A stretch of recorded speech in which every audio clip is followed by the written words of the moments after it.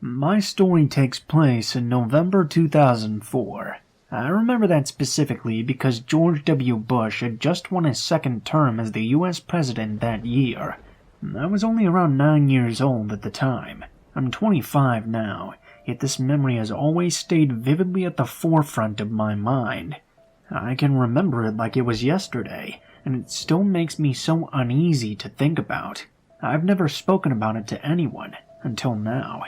It was a regular school day for me. It was the Friday before Thanksgiving break, and our school had given us a whole week off for it. I was particularly excited for that weekend, because my parents were allowing my best friend to stay over for the whole time. Honestly, it's all I could think about that day. I was a pickup student. This meant that for me to leave the school, a relative or guardian had to be on their records with a signature in order to come pick me up. I was too anxious to ride the bus, and I was also much too anxious to walk home alone, despite living in a relatively friendly small town. That day, my grandma was supposed to pick me up from school. Both my parents were working late, so I was going to go to her house, and my mom was going to pick me up there after work. Well, you might be able to tell where this one is going to go. By the time school was out, my grandmother was nowhere to be seen. I waited in the lobby for 30 minutes. By this point, it was empty, besides the janitor mopping the lobby floor. I was getting nervous my grandma had forgotten to pick me up, so I went up to tell the office lady that my ride never showed up. I was a nervous kid, and I didn't know what was happening. Luckily, the lady was very nice. She sat me down in the office and tried calling my grandma for me. No luck. She tried calling my parents, who said grandma should have been there already. My mom said she'd reminded her this morning and would try calling her as well. She was at work for a few more hours, and she couldn't come get me yet. It was probably about 4 p.m. at this point. I'd been at school for an extra hour, and I was starting to get pretty scared. I was all alone with the office lady, and I could tell she was quite frustrated. Everyone had long since gone home, but she couldn't get on with her week off because of me. At one point, the janitor walked into the office. It instantly smelled like cigarettes when he walked in. He stared right at me. He was a tall, husky man. Long, greasy brown hair with a bit of a screwed-up face and lopsided nose. That was the first time I had ever seen this man before. I had never seen him round the school at all. Considering the small town I was from, it was quite weird that I didn't recognize him right away. His presence instantly made me nervous. I'll never forget what he looked like. He struck up a casual conversation with the office lady. I remember this part very clearly. He asked her what she was still doing here. She told him and then nodded in my direction. He looked at me intently and sat down next to me. I can still smell the scent of cigarettes to this day. "Hey kid, I bet you're excited about Thanksgiving break. I bet you're excited for family time." "Me too. Hey, listen, your grandma's place is on the way to my house. I know her and your grandpa too, and I'd love to give you a ride over there. I know right where it is." He smiled at me and continued, "I know it's really scary to feel lost, but I'd love to help you out." I looked over to the office lady. She looked gleeful that she wouldn't have to wait another hour with me for my mom to get there. She piped up, "Why, that would be great. My husband is waiting for me to get home right about now." The man stood up and said, "Great." Without my permission, he grabbed my hand, pulled me out of my seat, and said, "Let's get going then. Grandma must be quite worried about you." I shivered. I thought about what he'd said. He had said he knew my grandpa too, but I didn't have a grandpa. He had passed long before I was born, and divorced my grandma many years before that. I sat down and shook my head without saying anything. He looked at me blankly, and the office lady looked quite disappointed. The janitor walked out without saying anything further. 5 p.m. rolled around, and my mom finally showed up to get me. Turns out my grandma had forgotten to set an alarm, and was sound asleep the whole time. When I went to my mom's car, I saw him again in the desolate staff parking lot, smoking a cig. He looked in our direction, hopped in his truck, and drove off.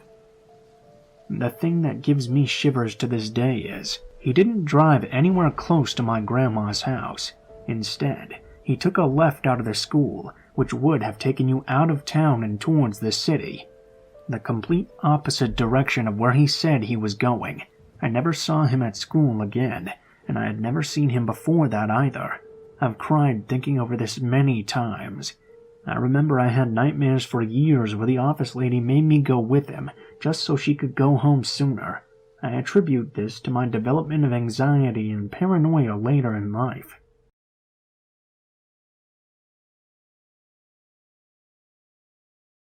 When this took place, I was 22, and I'm only 5'1", so I'm not very intimidating at all. I used to work as a kindergarten teacher, and I would meet parents and other family members all the time. I've made extremely good relationships with all my students, and good impressions on their caretakers as well. One day, about a month late, we got a new transfer student from another school, all the way on the other side of town. Right off the bat, I immediately hated his dad. He was creepy, and would always look at me with that certain look. I brushed it off at first, because I've had male caretakers hit on me before, since I was single at the time. The child was just weird. He would bully kids in the weirdest of ways. He would tell the kids that he wanted to cut off their fingers and eat them like corn dogs.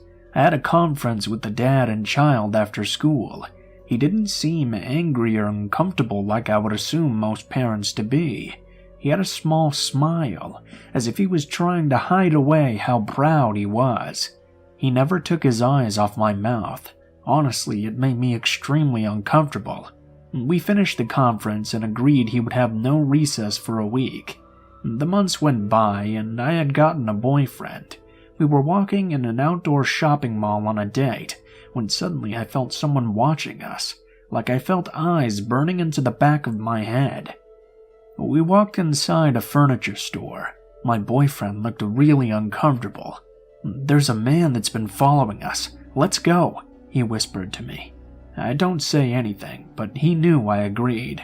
We walked out of the store, and he wrapped his arm around my hip. "Miss K," I heard from behind me. I turned, and it was the child and his dad. "We saw you walking, and we thought we'd come say hi." He smirked. He looked at my boyfriend and glared at him. He was 6'3" and had the build of a Viking, but extremely fit. He had the beard and all. He could be considered extremely intimidating, but honestly, he's just one big teddy bear. Let's call him John. "This is John, my husband." I smiled. I lied because I knew if guys hear the word husband, sometimes they back off. The dad seemed very put off by this, like he was going to try and attack him. We awkwardly talked for a moment and drove home. Fast forward 4 years, and John and I really did get married. We moved to a new home. It had many windows and was extremely gorgeous. We had put metal stoppers on the windows because we don't trust people, even though we were in a very nice neighborhood. John and I were spring cleaning one day, when suddenly it felt like someone was watching me. John was next to me washing the top of the fridge. I instinctively looked out the window to barely see a car cross the street. I asked John if he knew who it could be. He said no, and closed the blinds since he was also creeped out by it. That night we were falling asleep on the couch, and in the living room we had 2 extremely large windows that faced the backyard. John had fallen asleep. I was still watching when I heard weird metallic tapping on the glass. I played it off and used my peripherals to look out the window. I caught a glimpse of a shadow passing by, and immediately I woke up John. I told him someone was at the window, and thank God for my great taste in men. He used to be a police officer, and that even now was a firefighter. We keep a crowbar next to the front door and a metal bat behind the couch. He grabbed the bat and handed it over to me. He walked around to the dining room, and under the table was a gun he kept for emergencies. I called 911. I heard John run out the front door and quickly say, "You bastard, I have a gun, and I have no problem shooting you." He yelled it out as loud as he could, since it was 1:15 in the morning and he couldn't get the license plate because of the darkness. We filed the report. The cops who came knew John, and they said they would have someone patrol the house for a week or so. Fast forward again to a month-ish later. We were in bed, and I happened to need to pee at around 3 in the morning. I came out from the bathroom. I felt someone grab a hold of my face. I had no fighting experience, so I didn't know how to defend myself at all. The bathroom door swings in, and there's a towel bar behind it when the door hits it. It's super loud. I slam my arm against the door, and John is a very light sleeper, so I was hoping he would hear it and wake up. I felt really drowsy, and felt the person trying to drag me away. I woke up in the hospital later, and saw John in the chair next to me. I asked him what had happened, and he said he grabbed the metal pipe from under the bed, and had attacked the man. He managed to shatter his jaw, and broke both of his knees.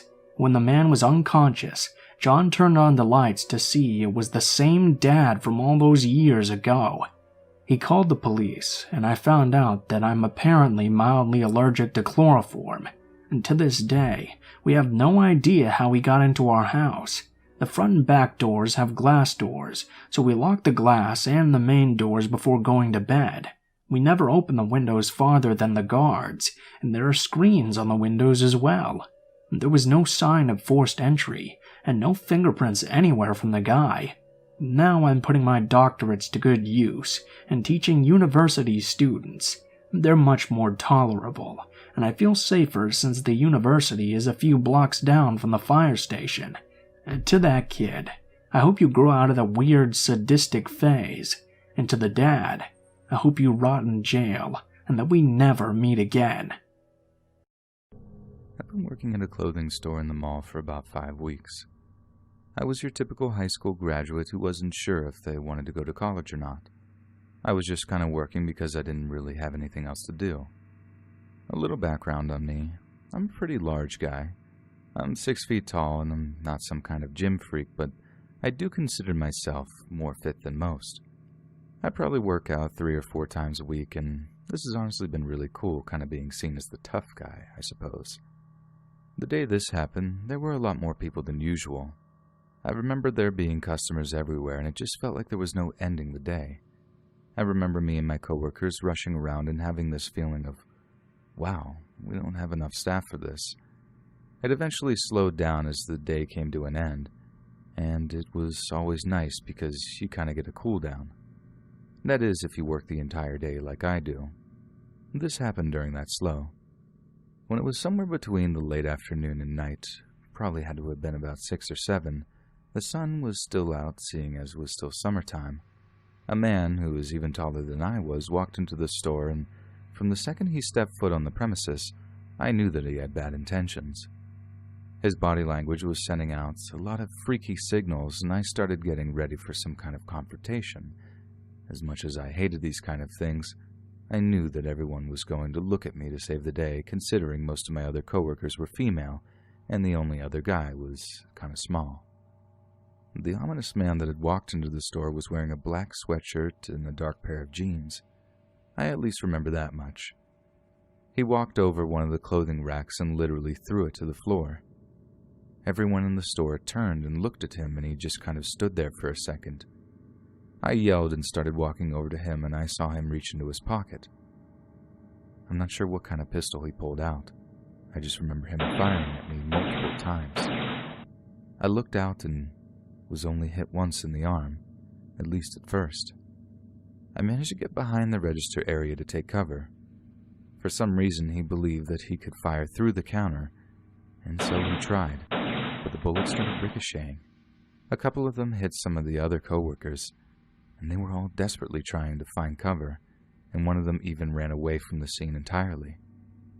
I knew this was going to be a bad situation because I remember having a conversation with one of the mall cops one time. They weren't allowed to carry guns, so if someone managed to get a gun inside of the mall and started opening fire, we were all going to have to wait for the actual police to show up. I knew the next 15 to 30 minutes was going to determine if I lived or not. I stayed behind the counter for as long as I could, but I heard him coming towards me. my heart pounding in my chest faster than I never felt it before. I was mortified, terrified that I was about to die. And for no good reason at that. Some random guy with a gun decides to shoot up a clothing store in a mall. A few minutes have gone by and he hadn't fired another bullet. I wasn't sure if he had been reloading or if he ran out of bullets or maybe he was saving a few. I had no idea how many he had in a clip. I just remember the sound of footsteps running towards my direction. I knew he was coming my way and I wasn't sure what I was even capable of doing at that point. My fight-or-flight response kicked in and I figured the best chance I had was waiting for him to get on this other side of the counter where he could see me, and then I was going to have to tackle him. I knew that wasn't the best option, but I'm not sure what the other options I had. For some reason, he jumped over the counter.